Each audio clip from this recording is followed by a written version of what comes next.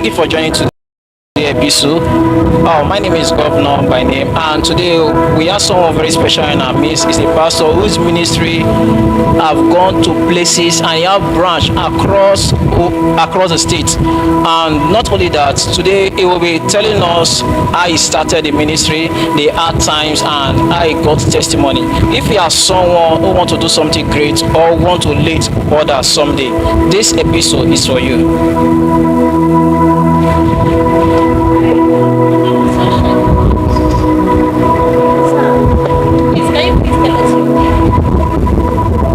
God bless you. I greet the house. Apostle Cho is my name, the lead pastor of Christ Assembly.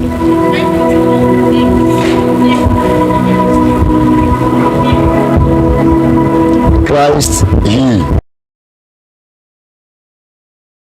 Assembly.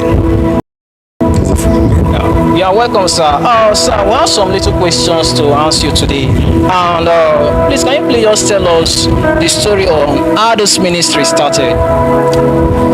Wow. The church started in my sitting room. I and my wife, my one child, and my sister-in-law. We started the church as it looked as if a play in my sitting room. That's how we started it. God bless you.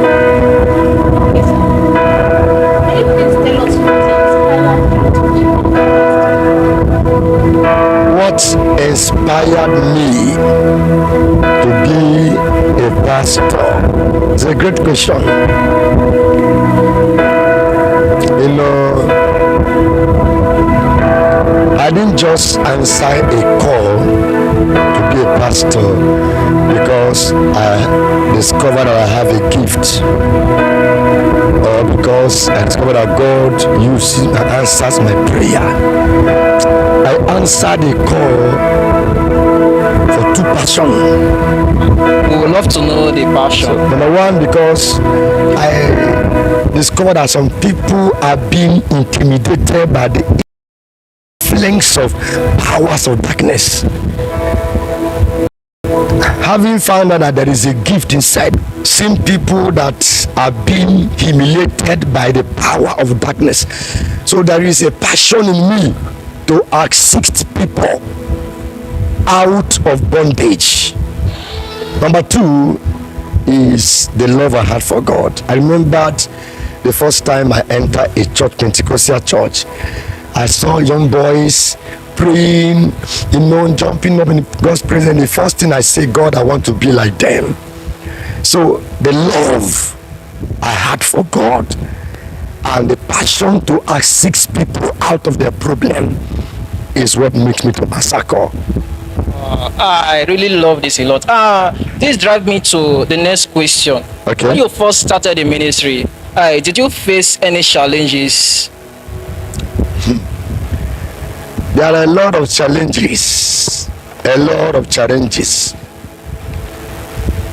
Challenges, but one of them that gave me concern was my family. Being the only child to my mother. Wow. I was at the junction of what will people say? How my mother feel that I have to leave business to be a pastor. In fact, the problem went far as getting to my village. My father was not too happy with that. That the villagers have to make jest of it. How can the only child of a mother end up being a pastor? Then you see pastor as a frustrated man. So it was a kind of a mockery and a big challenge. I can't go home. I felt the shame that people will be laughing at me. Yes. You were supposed to go there and look for what to do and help your mother, who depend on you for all these years. Give you all kind of names. So give different names. So the thing was, the challenge was so much, and I felt it. In fact, it made me, that time I was telling God, if I must answer this call, you have to bless me so I can see money to settle my mother.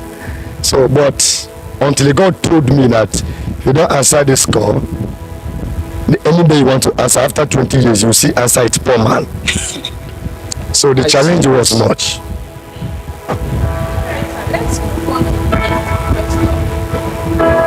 Now, how did you become a leader, leading one church to leading multiple branches all over the country, Nigeria, and even outside the country? How do I manage to lead people, pastors, branches? It's not by gift only. It takes patience. You know, I am not just a coach guiding the players. I am also part of the player. So I don't just coach, I play. One of my secrets that I don't just coach them or lead them as a lead pastor. I play among the team. In a sense, whatever I want them to do, I show them example by doing it. So that is how I'm able. It's not easy. You encounter different challenges whereby people are trying to coach or lead, you know, fighting and betraying you here and there, but you don't concentrate on the betrayers. You concentrate on area of making impact on everyone's life. Now, one of the things that gives me courage to keep having branches and giving them a platform to exercise their gift and grow and be like others was I discovered that keeping people within you will not give them opportunity to grow. So having a branches across the state, around the state, was to give people opportunity to grow and exercise their gift and have freedom. Some persons are afraid. They can't give pastors branch. They can't give them a chance to exercise the gift of God. And they hide on where they are. I see it. Doing such will not allow people to grow. So I have the passion that everyone should grow.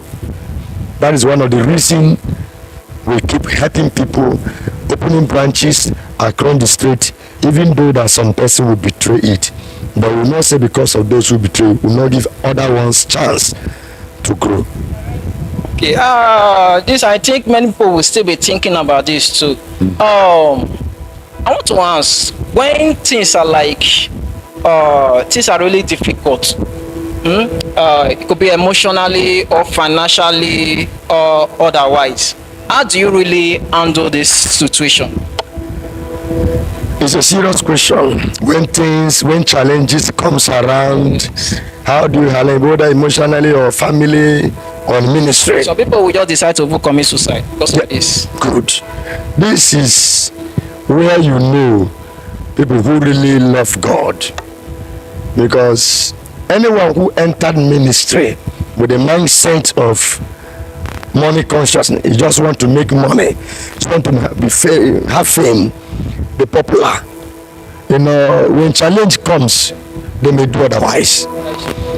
But I handle challenge in diverse way. I remember there is a time I was living in a 3-bedroom flat, but because of circumstances and situation that comes on ground, I and my wife and family were retired to one room. And your wife did not leave you? Nobody left each other. She stood by me. So that's amazing. That is, you can just examine what happened that took her from 3-bedroom flat to one room. One room. You know, we begin to manage it. Sharing bedroom with I don't know, Madam came. If you want to dress, we have to leave room for you to go and dress. And that is, it takes someone who loves God, who trusted in God to believe that you can still rise. So one of my faith is that I can start all over again. I'm not afraid of starting all over again. And that is how God behaved. God created the earth. He found out the way he created was not good. He destroyed it, start all over. It was just God's attitude. And every great Christian believer who knows himself should know that challenge will come. Some challenge will come, will humble you, adapt it. Paul said, I've learned how to abase and abound. That is a gift that will help to manage challenges. I think let me ask a part B of this question, Okay. because this question is like really. I will ask, how do you feel when people leave the church? How do I feel when people leave the church? The first thing that comes to my mind is that you can't pastor everybody. That is true. Number two, there is no church that people does not leave. If it is going to be one person to pastor the whole people, there will not be need for God to call many people. That is true. But it is painful when people invested time, resources, knowledge. You took time to raise them. When they leave the ministry, it's painful. Actually, it's painful. Some of them left because maybe you are not prayerful enough. Attack, take them away. And those attack comes against the church. You see people arguing unnecessary thing, finding fault in what they're not supposed to find fault. Those things are also in other churches. So Yes. when they go there, they will see it and they will stay. But in your own church, they saw it and they leave. So in every other church, so people left. Pastors, ministers should be encouraged themselves. Even Jesus, they have 5,000 people. They left. 500 left. 72 left. He remained 12. He asked them, will you also go? And Peter said, to whom shall we go to? Your own people will always stay. The visitors will go. The passerby will go. But your real people will stay. Have it at the mind. If 12 that remain, that 12 is your own. There's always people that will say, where you die, will die. I trust God for that. So everybody should believe that. And to the next question. There is a rumors going on, both in social media, anywhere, that your members, your church, you are turning men from darkness. Light. You enlighten Yes. us about